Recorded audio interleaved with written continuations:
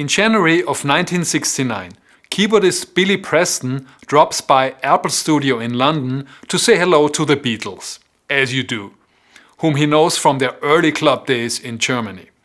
Next thing you know, his playing is all over Let It Be, the album they're working on at the time. One of his most iconic contributions to the record is the Fender Rhodes solo on Get Back.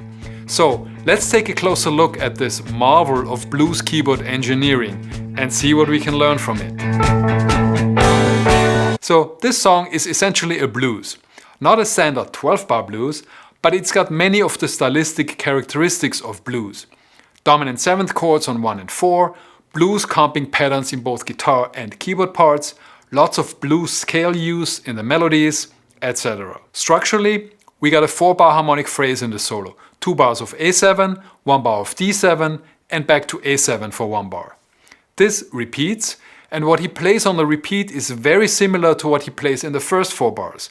Similar but not identical. We can divide the solo into 3 parts. The power chord section, which covers the first bar and a half. Then there's the transition to the lower octave, which lasts for 2 beats.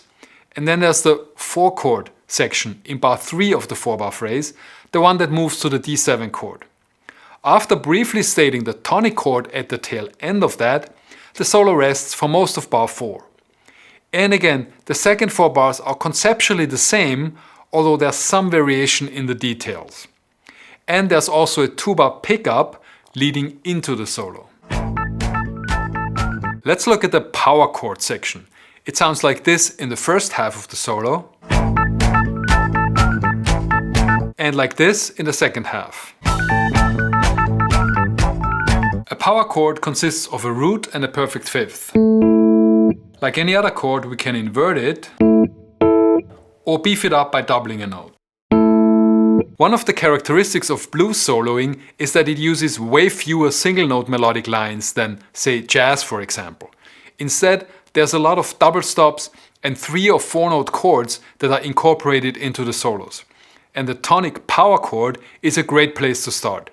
Here's how Billy Preston uses it in Get Back. In the first bar and a half, he plays no fewer than 6 power chords. The only other thing he plays here is one of the most common melodic gestures in the blues language. It involves movement between the root and the 6th degree of the tonic scale. In this case, that's A and F sharp. We can use just the 6th like this, or in combination with 5 like this, or with F as a chromatic approach note like this, or with F as a chromatic passing tone between E and F sharp. Here's how Billy throws in this gesture between the power chords. Comparing this bar and a half in the first half of the solo with the same spot in the second half is very instructive. We can see that he uses the same basic ideas, but gives us just enough variation to keep it interesting, especially rhythmically. Same concept, different execution. Notice also that on 3 occasions in this section he deviates from just playing a power chord. He adds an F sharp here, and then in the first bar of the second half he plays this and this. Those are just natural variations that happen in the flow of improvisation. The second section of each 4-bar phrase is the transition to the lower octave. Here it is in the first half of the solo. And here it is in the second. I talked about this concept in my video on the piano solo in Rosanna by Toto that I did a while back. It is such an important part of blues piano language. Here's how Billy Preston uses it in this solo. Remember, he was in this octave power chord position for the first bar and a half. He then contracts from the octave to a 5th position and plays this rolling A minor chord with an added 9th. He then moves down here, and now he's in a lower octave for the D7 chord that follows. Notice that he once again plays with the notes F sharp and E.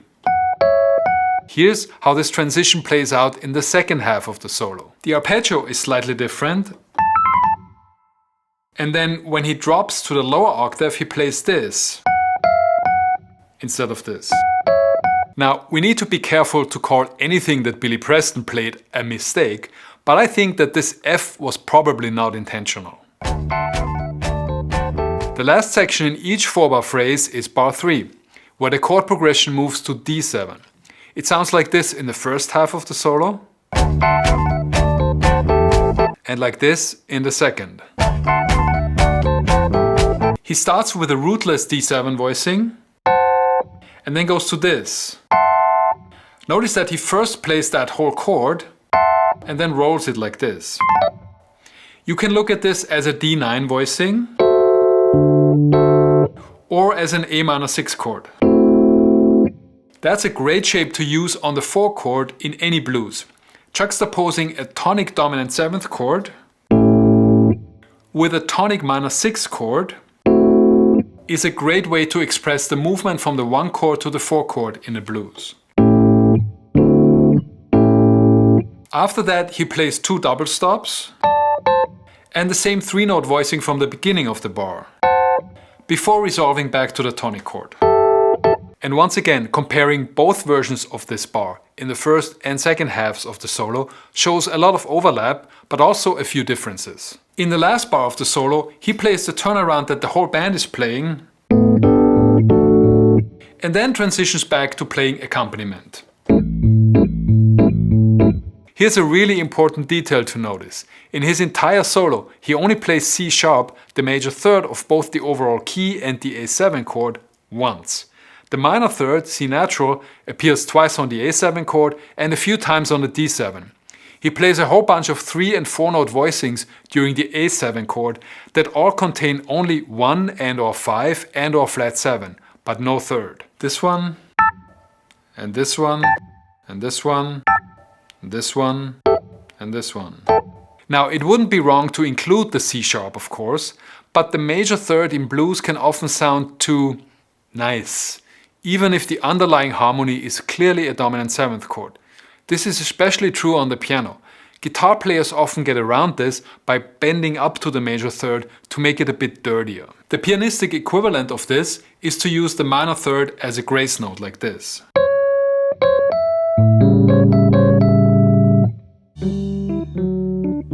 So the last part we need to talk about is the 2-bar pickup that leads into the solo.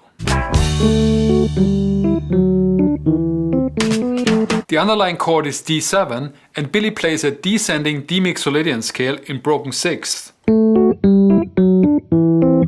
with a chromatic grace note approach before every other note. And then he caps it off with this. And then he starts the proper solo up here.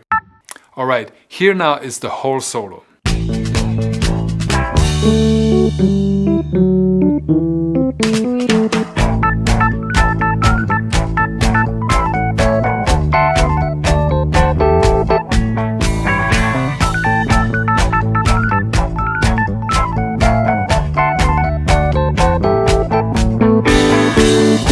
And there you have it. I hope you got some value from this video. Like and subscribe if you did, and I'll see you next time. Peace and love.